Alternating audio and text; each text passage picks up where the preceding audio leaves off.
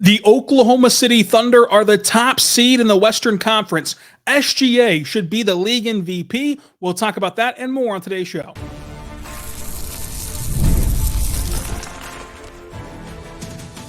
You are Locked On Thunder, your daily Oklahoma City Thunder podcast. Part of the Locked On Podcast Network, your team every day.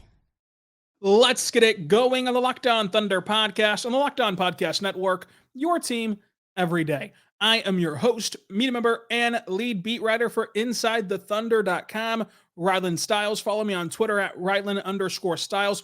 Follow the show on Twitter at LOThunderPod. On today's show, the Oklahoma City Thunder grabbed the number 1 overall seed. What are the advantages and disadvantages of the top seed? SGA should be MVP. Chet Holmgren plays all 82 games, and your takeaways as well. Today's show is brought to you by Monopoly Go. I admit, I have a bit of a competitive side, and I'm a big fan of Monopoly Go. The mobile game hits on the classic Monopoly with a little bit of a twist. So go download it today, Monopoly Go, now for free in the App Store and Google Play Store, and join your friends playing Monopoly Go. The Oklahoma City Thunder grabbed the 1 seed. This is a dream for the Thunder that became a reality on Friday whenever the Denver Nuggets fell to the San Antonio Spurs. The Thunder take care of business and manhandle the Dallas Mavericks in a game that was never really a game. Denver beats a shorthanded Memphis team. Minnesota falls to Phoenix, and Oklahoma City has the tiebreaker over Denver thanks to an SGA game winner, now sitting at the top of the Western Conference. And the first thing you have to do is not break down the bracket. It's not dive into the potential playoff matchups. We're going to get there. Buckle in. Big show, big week. But the first thing you have to do is reflect on how special that this is. The Thunder are the youngest top seed ever with an average age of 23.9. This is just the second time in Thunder history that OKC has been the top seed. And I think that will be a bit shocking for some. And it should be.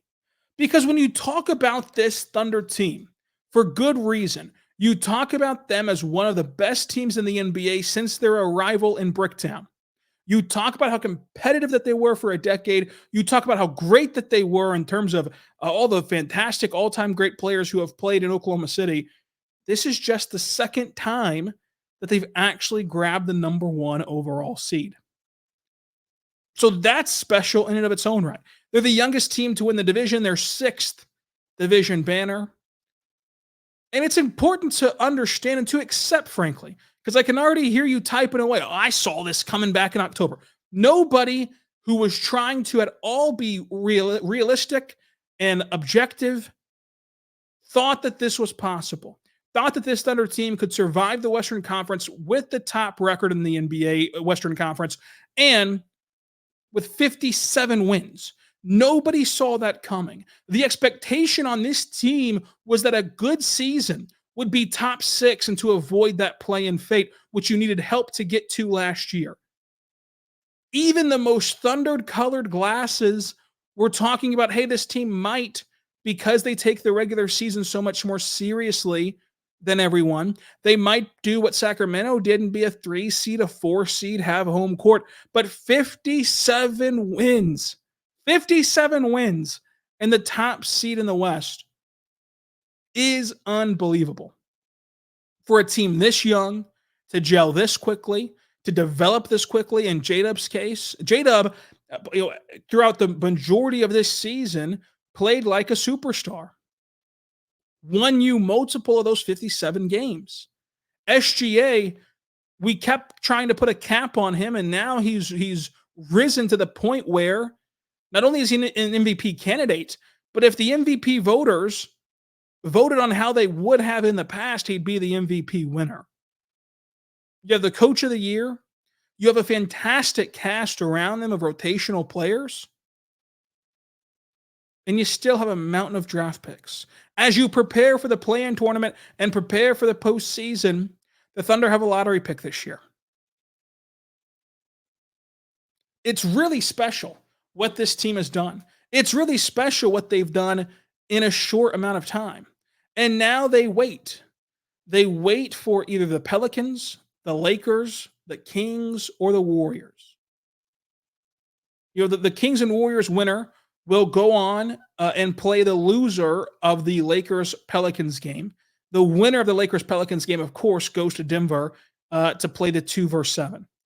And so Oklahoma City will take on the winner of the Kings-Warriors versus the loser of the Lakers-Pelicans. And whoever wins that game will take on the Thunder as the 8th seed on Sunday in Oklahoma City.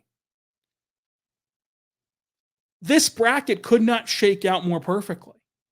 There's a chance that if the Lakers win Tuesday, they will move on to play Denver in the first round. And that would put Denver on the opposite side of the bracket as Oklahoma City. That would put the Lakers on the opposite side of the bracket. And of course, that means not playing the Thunder in round 1. That would be the dream scenario for Oklahoma City. And in that case, in the blink of an eye, in less than 24 hours, you've gone from, or less than 48 hours, you've gone from being the 3 seed, being content with playing the Pelicans, to now the Pelicans slid into the play-in tournament and you've gotten the 1 seed. And now, should you avoid an 8 versus 1 upset, you will get the winner of Mavs Clippers instead of facing whoever was your, 2nd/3rd seed counterpart in Minnesota and Denver.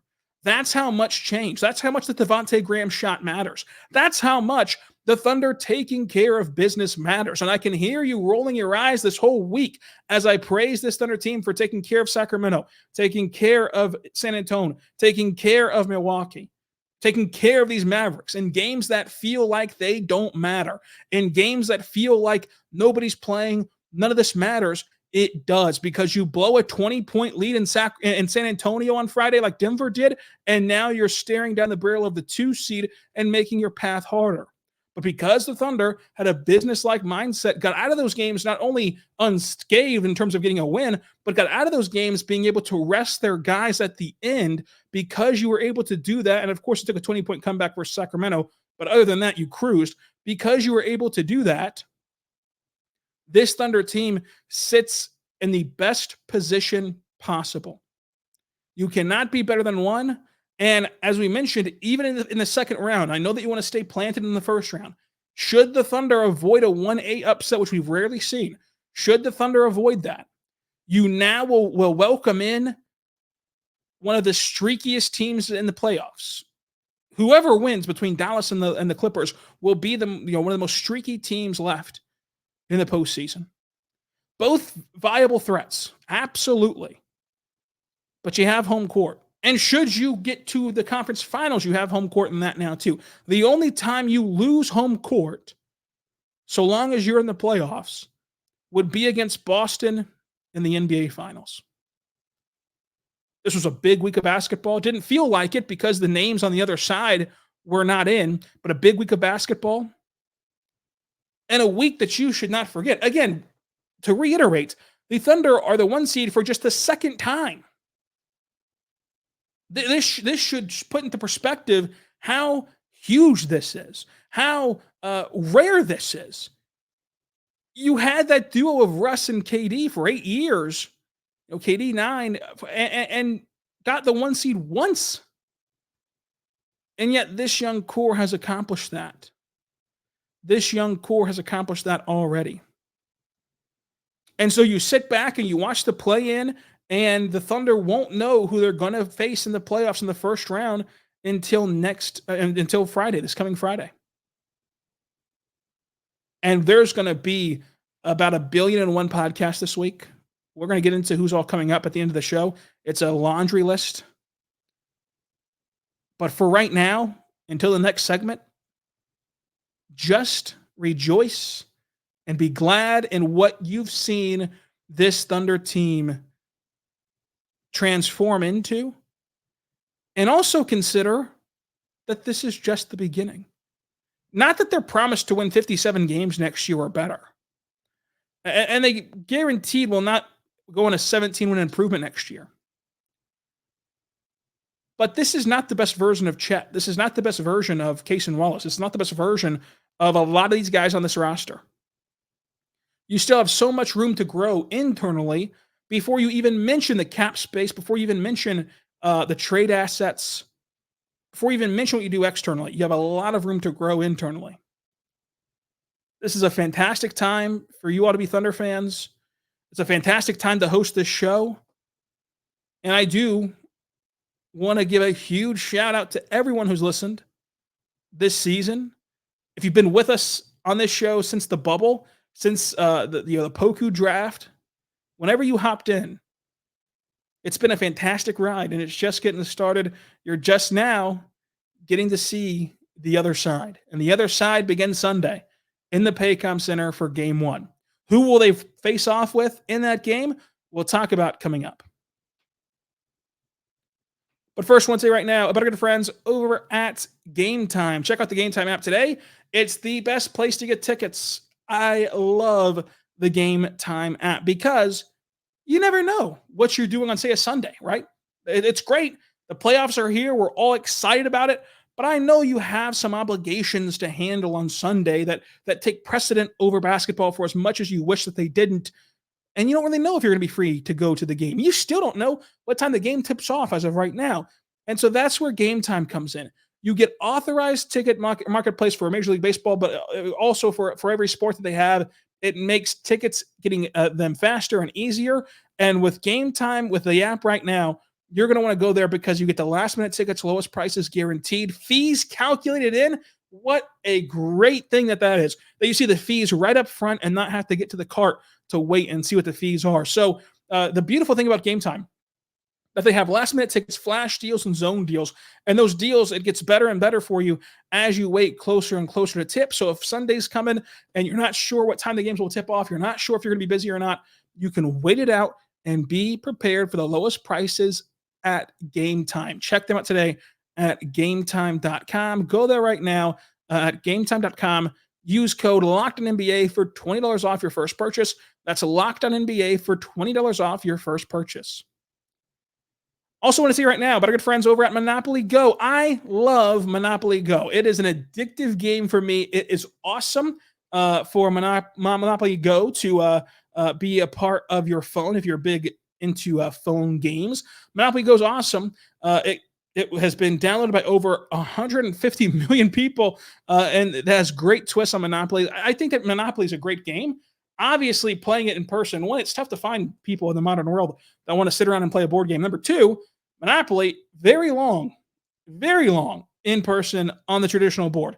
Monopoly Go, very quick, very fun, and it's a lot of awesome venues that you can go to and play around the board, and very interactive with your friends. So go download the Monopoly Go app now for free in the App Store or Google Play Store. It's great to get the competitive side of you out there. You can go, of course, build hotels and do everything you can do in the normal Monopoly game, only on your phone on Monopoly Go. Make sure you check them out today with the new twists, including leaderboards, so you can actually keep up to date on how your friends are doing on Monopoly Go. That's a very big conversation in our group chats. So check it out today at Monopoly Go on the App Store or Google Play Store. We're back on the Lockdown Thunder podcast, on the Lockdown Podcast Network, your team every day. Thank you so much for making us your first listen every single morning, every single day. We're here for you, talking Thunder basketball. Folks, what a great time it is to be around this Thunder team. Look, I think that the one seed, you get the chance to play, one of, like we said, Pelicans, Lakers, Kings, Warriors. The one seed has inherent advantages, of course, mostly being that you have all this time off. The Thunder are completely off Monday. They'll get back to practice Tuesday and throughout the week, but they have all this time off between Sunday to Sunday is whenever you play again. But there are some disadvantages. From a scouting standpoint, you're going to have to divide your staff up and evaluate all the possible opponents, all four of them, up until Friday, when then it trims down to just two. But you will not have a singular focused opponent until Friday night. And it hurts a little bit from a scouting standpoint. These staffs are big enough to handle it. I asked Mark about that today pregame, and Mark talked about how, unlike in college where you can get thrown into a bracket and have never even played or even heard of these schools, not that the coaches haven't heard of them, but you know what I mean, of these schools, and you're starting from scratch. In the NBA, it's an enclosed 30-team pool, and in the Western Conference, of course, tighter than that, and in the playoffs, tighter than that, and you have a kind of a baseline for these teams. But still, I think that it does create some issue from a scouting standpoint. I think it especially hurts from an install standpoint. If you are thinking of fun wrinkles to put out there against Sacramento, you're only going to have like one practice to install them if you're going to practice on Saturday. I think that you can make the argument either way in terms of who it hurts versus helps, rest versus rust. From on one hand, what if it just helps the team who has to play 2 straight games? Yes, that's taxing. Yes, that's tough. But what if it helps them get hot and get feeling good? On the other hand of that, while nobody is wishing injury on anyone, I'm sure that you all watched that Mavericks game today with a very keen eye until they pulled the starters of, I just hope that nothing bad happens. You go up in the air, you never know what can happen. For example, a couple weeks ago, J-Dub goes in the air, lands on a camera operator, fluke of the flukiest fluke, and he rolls his ankle, right? So you leave yourself open to more of that happening. You leave yourself open to getting more gassed heading into game 1 and putting yourself behind the 8 ball there, where you're going to play a first seed who's had the rest advantage, who has home court advantage, the crowd advantage, the talent advantage, everything else. So that's going to be tough for them. So it's kind of a glass half full, glass half empty outlook, I think, on what the benefits versus harm is in this new look play-in tournament era. I think the play-in tournament is a huge success for the league, and the league should continue to do it. But it does create this interesting wrinkle for 1 seeds. It does create this interesting wrinkle for them. But game 1 will be on Sunday in Oklahoma City. Not sure what tip time is, though. But if you want to play Adam Silver for a little bit, which I don't see the harm in, but fair warning, this might be a tad dated by the time you hear this, depending on when you listen. And you look around the bracket, and you look around when they're going to play. So the Sunday games are Boston versus the eventual 8 seed, Milwaukee versus the Pacers, Thunder versus the eventual 8 seed, and then Mavericks and Clippers. The thing is, Mavericks Clippers is going to be either in the middle of the afternoon or late at night. So that's 2 slots on hold, so to say. The East Coast teams, either Boston or Milwaukee Pacers, will have an 11 a.m. tip, Central Time. So, that's shoehorned in for them. Now you are left with that 7 p.m. tip heading into the late evening, which would be Mavericks Clippers. However, do you want to put Mavericks Clippers, Luka, versus put Paul George and Kawhi on the late tip? Or we want to put the Thunder on the late tip? I think that you're looking, personally, at evening to late night. Just because of how the Sunday shakes out. Now, that is not official. That is a complete and total absolute guess. But just reading the tea leaves of what the games are on Sunday, it would only make sense for that to happen. So either like that 4:30 game, that late night game, something like that. But alas, that's my best guess until we get the actual schedule. Now, the Thunder, top seed. I think you have to give SGA the MVP award. I don't see the argument against SGA. And that's taboo to say now because all the NBA smart guys are picking Jokic. Oh, how could you not pick Jokic? Okay, relax. This Thunder team was supposed to win 44.5 games by Vegas, who we claim is never wrong. They were wrong again on Oklahoma City. This Thunder team was supposed to be a top 6, top 4 seed at best. SGA averaged 30-plus points in back-to-back seasons for the first time ever in Thunder history. To put into perspective how great that is, the Thunder have included a list of ho-hum guys like Kevin Durant and Russell Westbrook.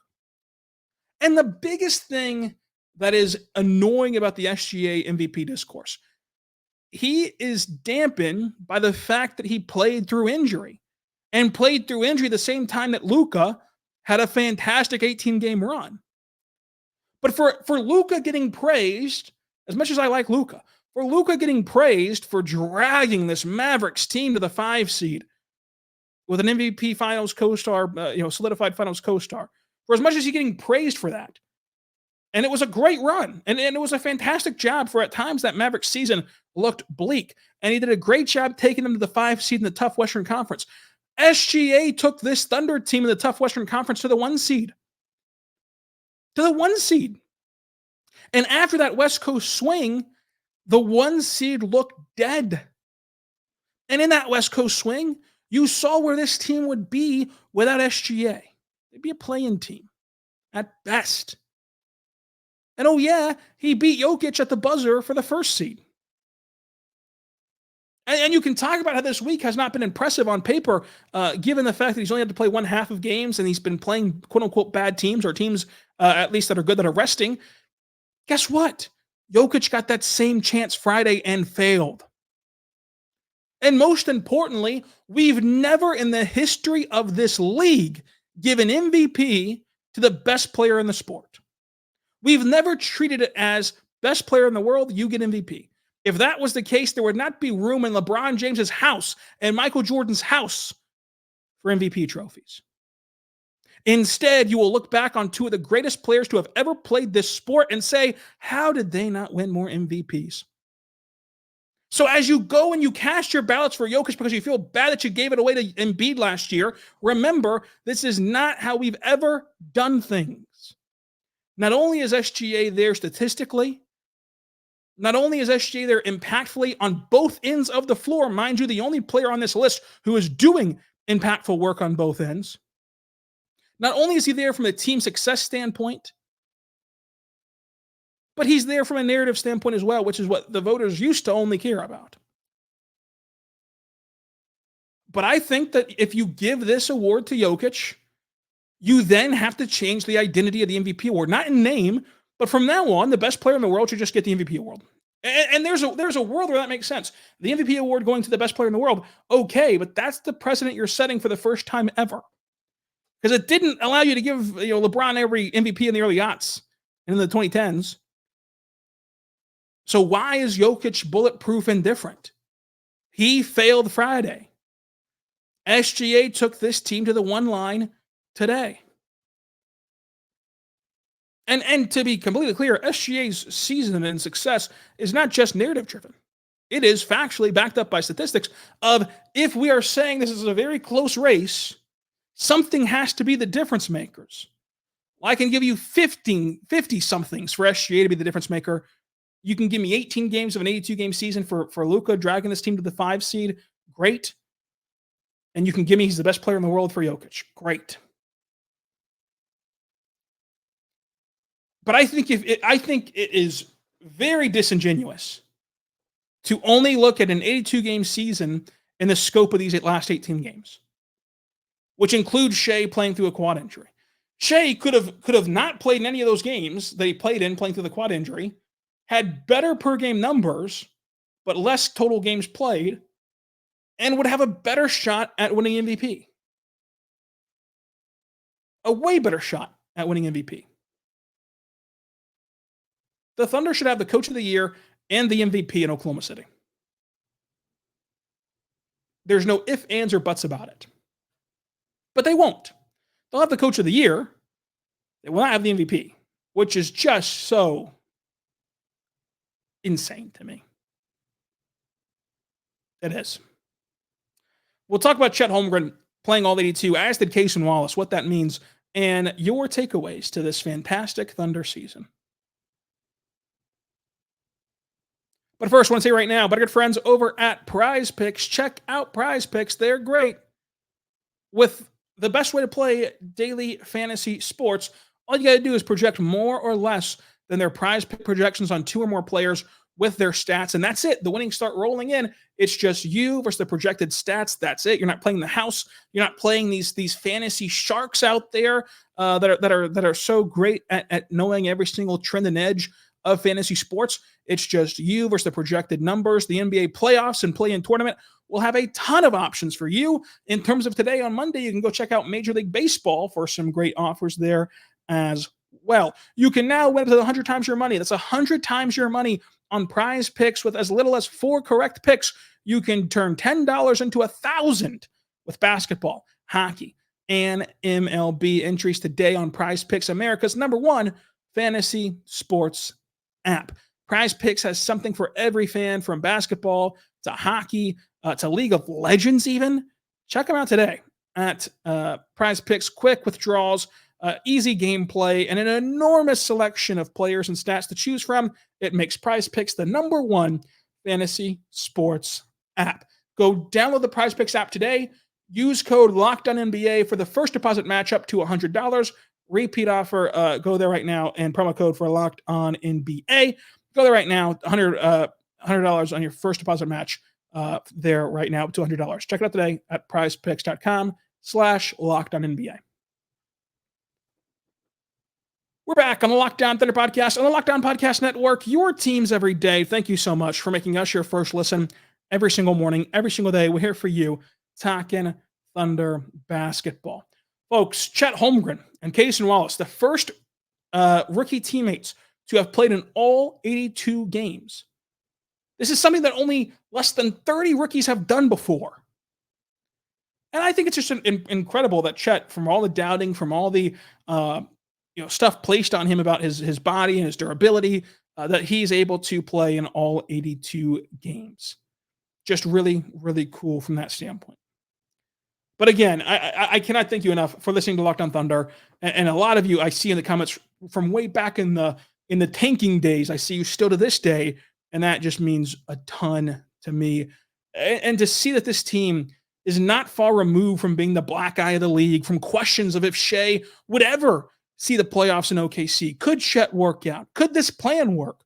And then the worst of the worst, because black eye of the league thing, look, Justin Termite, or whatever his name is, he got what he wanted out of it.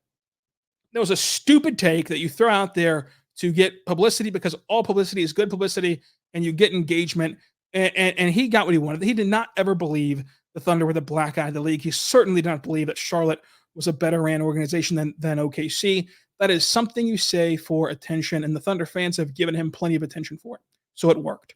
The worst of them all was people who genuinely, and fairly respectable NBA people, unlike Termite, genuinely believe that the Sam Presti doesn't actually want to be good. He just wants to keep hoarding picks and stacking picks on each other. And that way he's never wrong, because he's just hoarding picks, and it's always about the future. How's that working out for you, bub? How's that working out for you? This is going to be great. It's going to be awesome to cover the playoffs for the first time. This week, you're going to get sick and tired of hearing me if you aren't already from a daily show, because we're putting out even more content, which is almost impossible for a daily show. But we're going to have all the guests. Michael Martin will be on here ranking play-in teams. We'll have Joel Lorenzi. We'll have Andrew Schlecht. We'll have Joe Mazzato. We'll have Jacob Niffen. We'll have all your favorite Thunder creators, including our Locked On Thunder crossover with whoever the Locked On team that ends up coming out of the play-in to the 8th seed, including some bonus content. Like, for example, Monday afternoon, I want to do a mailbag podcast if we get enough questions. So leave your questions on YouTube. Find me on Twitter at Rylan_Styles. Drop your questions there. And I want to give this time back to you, because a lot of you, again, have stuck with this pod since the beginning of my tenure here at Locked On Thunder, and you deserve some shout outs and your takes to be heard. Trey Thomas says, preseason, you did a pod and you projected 44 to 46 wins.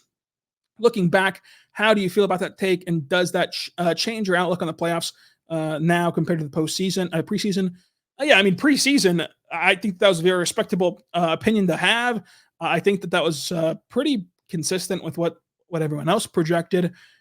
In terms of this team, it's been surprising to see how mature they are for being such a young team. I'm the one thing that's changed, Trey, preseason, November, December, January, I was really, really, really, really bought into, you got to go through the wars. You got to take your lumps. You've got to fail. You've got to fail as a young team before you can succeed. You've got to experience the postseason before you can have success. I still believe that for the majority of teams. There's something that's truly uncommon and not just a company line, not just a PR buzzword about this Thunder team, that I refuse to put a ceiling on this Thunder team. The only team I don't foresee the Thunder beating in a series in terms of, let me rephrase before anyone clips that. The only team I don't foresee the Thunder having a shot against in a 7-game series is Boston. There's no chance I'd pick the Thunder over Boston in the NBA Finals. But think about that. That's getting to the NBA Finals. Other than that, sure, would I pick Denver? Sure, I'd pick Denver. But it would not be just unfathomable if this Thunder team beats Denver. Do I think that the Dallas series would go 7? Absolutely. But it would not be infallible that this team could beat Dallas and on down the line. So I do believe this team can beat anybody. I think this is going to be a very fun postseason. And what a ride it's been, as Bryce says, what a ride it's been. Robbie Leftwich says, I'd call this season successful. Absolutely. Kirsten says, this team is special. The chemistry, the talent, the mentality of these players, come out with how young they are, is truly remarkable. This team has shown to step up in important matchups and persevere through challenges. This team may win it all if they stay healthy. It's not out of the realm of possibility, but what a time. Charles says, when the Thunder have those bumps in the road, I usually say that the Thunder are on schedule, but over the last few weeks, I've seen the acceleration and the play of Chet, Cason, Josh Giddey, and Jalen Williams, Jay Will. It's not inconceivable that these 4 youngsters and what they've done, it's a fabulous job. Yeah, it's been awesome what they've done. And the Thunder are ahead of schedule in terms of where they're at right now. You just cannot praise this Thunder team enough on a day like today. SGA MVP season. I just think that this whole rebound's been awesome to watch, interesting to compare to the teams, original teams in Oklahoma City, and the team's gotten better. You're optimistic about the ceiling. The ceiling is championships, and that's going to be the standard moving forward. Like, look, this postseason, to put a bow on this first initial postseason pod, this first postseason is still house money. And I know that you don't want to hear that the Thunder are the 1 seed, that they're going to be a championship level team. I know you don't want to hear that. Listen, this first postseason, no matter what happens, there's no sort of shame, disappointment. There's no sort of failure. Of course, you'd be disappointed, but there's no sort of failure this season. But from now on, the standard is contending for championships. Get your baseline, see where you're at after this playoffs, because you don't really know how this young team will truly react to the playoffs until they do it. You don't know how these players will rise to the occasion in the playoffs or falter in the playoffs until they do it. Every year, we see eye-popping standout playoff players and playoff duds every single year. You don't know who those guys are on this team yet. This is all uncharted territory. You're getting to discover it from the first seeded bus, but it's still uncharted territory. So that's why I say that this first playoff run is still just a baseline guide for what you need to improve upon, what you need to add, everything else. But as someone who is constantly big picture, constantly overarching, from this point forward, the standard for the organization is going to be to contend. So enjoy this postseason. Enjoy it, because there's still not that pressure that there typically would be in the postseason. This is just fun. This is just great stuff. And I don't feel like I've misguided you at all this season. I mean, whenever people were freaking out on the East Coast, I was telling you to calm down, and this is where it ends up getting this Thunder team. Reed said that this team exceeded his expectations by a whole 10 games. Wow, I mean, that's impressive. Obviously, it exceeded mine too by that much. It's going to be fun to see that the fact that Chet started all 82 games is awesome by JC. I appreciate all your takeaways all season long. I appreciate all of you listening all season long.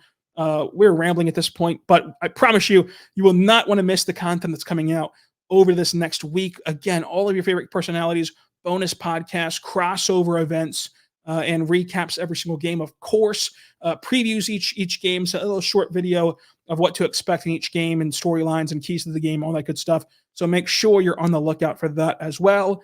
And until next time, be good and be good to one another.